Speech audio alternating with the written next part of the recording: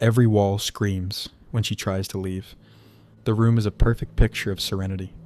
Sunlight, thick and golden, pours through a large bay window, lighting up the dust motes dancing in the air. Ilara sits in a high-backed armchair, a porcelain teacup resting on the table beside her. The floral wallpaper is intricate, a swirl of muted greens and pale yellows. It's beautiful, calm. Then the teacup rattles against its saucer, a soft, sharp clatter that shatters the silence. Ilara's eyes flick toward the sound. She goes utterly still, listening. Nothing. She lets out a slow, shaky breath. Her gaze drifts to the heavy oak door, its brass handle gleaming. For just a second, a thought, sharp as a needle, cuts through the quiet in her mind. Get out. A whisper answers, thin as spider silk, seeming to peel right off the wallpaper. Stay. Her head snaps back. The room is empty, silent. She forces a smile, but it's a brittle thing. Her fingers trace the rim of her teacup, trying to ground herself in its solid reality. The quiet returns, but it's heavier this time. Watchful. Section 1. The Prescription. There, the perfect prescription, John had said, his voice breezy and unshakably confident. He'd stood in the doorway of the master bedroom with his arms crossed, admiring his own work. Absolute peace and quiet. No visitors, no stressful mail, and absolutely no fanciful thinking. Just you, this lovely room, and rest. He'd smiled then, the kind of smile that didn't leave room for argument. He was a physician. He knew what was best for her. Temporary nervous condition, as he called it. He diagnosed her anxiety the way he diagnosed a common cold, with detached certainty and a simple, infuriatingly logical fix. Rest. Now, hours after he's left for his practice, the silence he prescribed is pressing in on Ilara. This isn't a peaceful silence. It's a weighted silence, thick with things left unsaid.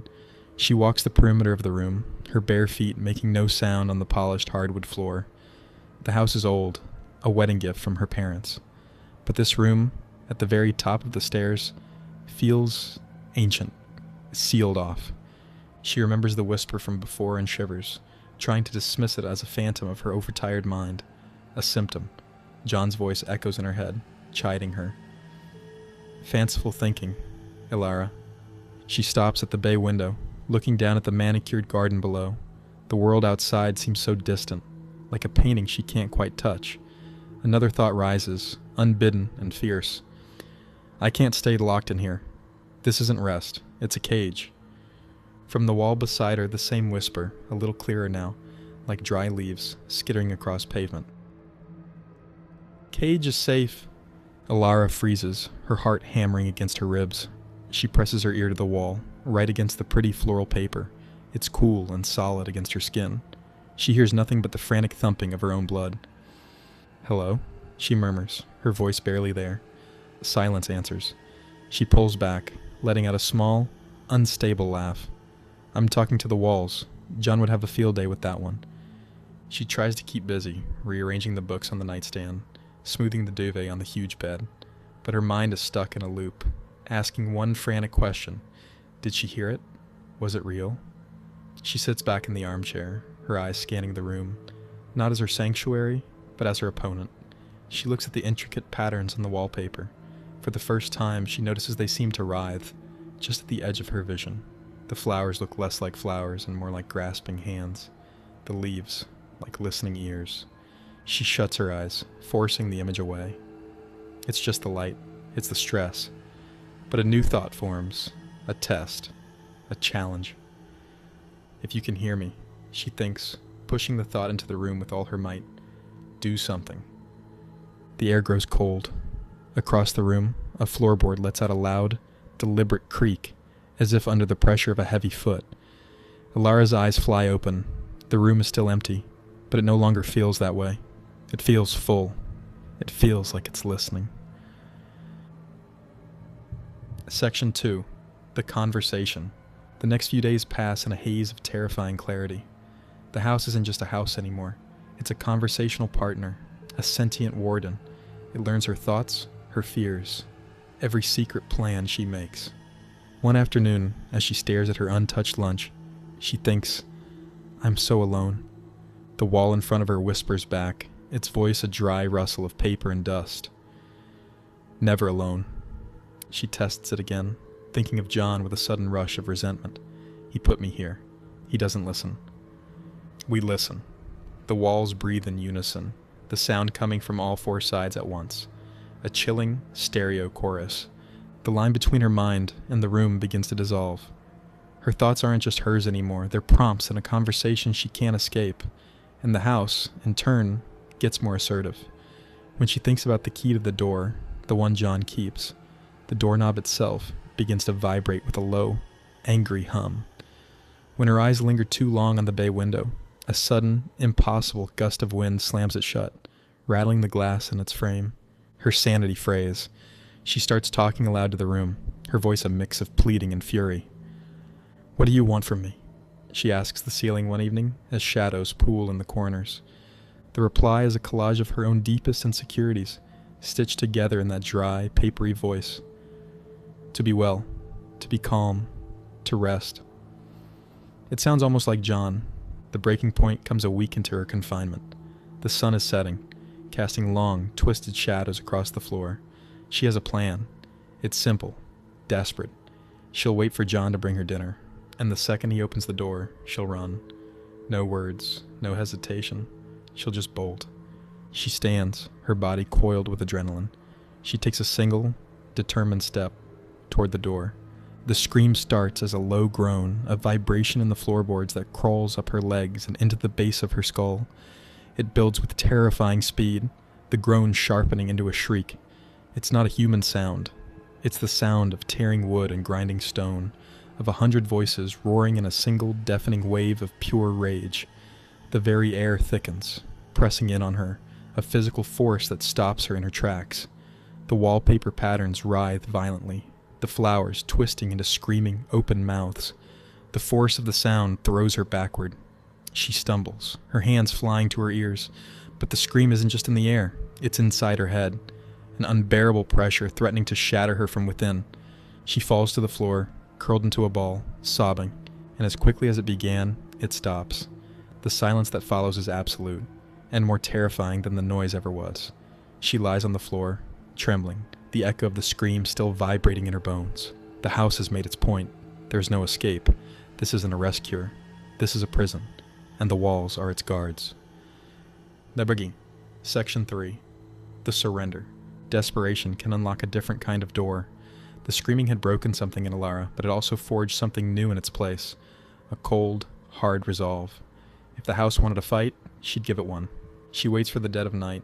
The only light is a sliver of moon through the window, painting a sick-looking stripe across the floor. Her heart is strangely calm. She feels detached, like she's watching a character in a story. She picks up the heavy, ornate lamp from the bedside table. Its base is solid brass. It feels good in her hand. Real. I am leaving, she thinks. The thought isn't a plea or a plan. It's a declaration of war. You can't keep me. The room responds instantly. A low hum starts, the prelude to the scream. The air crackles with energy. Don't! The wolves whisper, a final warning. Alara ignores it. She takes a running start, the lamp held high. She isn't aiming for the door. She's aiming for the window, for the world outside. The moment her feet leave the floor, the house unleashes hell. It's not one scream, but a symphony of them. Every surface shrieks. The floorboards cry out with the sound of snapping bone. The ceiling howls with the fury of a hurricane. The wallpaper flowers tear themselves open into gaping maws, their silent screams joining the noise. The sound is a physical weapon, hammering at her, trying to tear her apart, molecule by molecule. The world warps. The window seems to stretch away from her, the glass distorting like a heat haze. The walls themselves bend inward, the room compressing, squeezing the very air from her lungs. She's caught in a vortex of pure, sonic hate. An unseen force rips the lamp from her grasp, and it shatters against the far wall.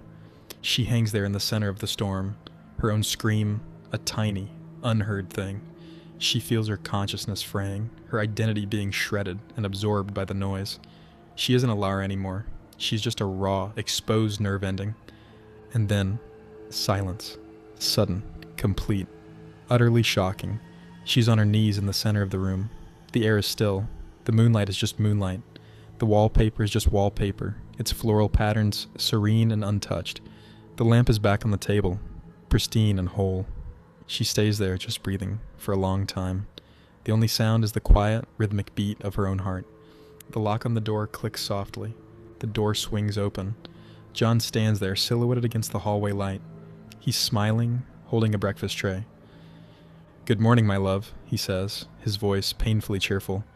"I trust you had a restful night?" He walks in, placing the tray on the table. "You know, I must say, this cure has worked wonders. You seem calmer than I've seen you in months. I knew a few weeks of proper quiet would do you a world of good. Feeling better?" Lara looks up at him from the floor. Her eyes, once so frantic with fear, are now placid pools of stillness. A small, serene smile touches her lips. This time, it reaches her eyes. They're calm, and they're hollow.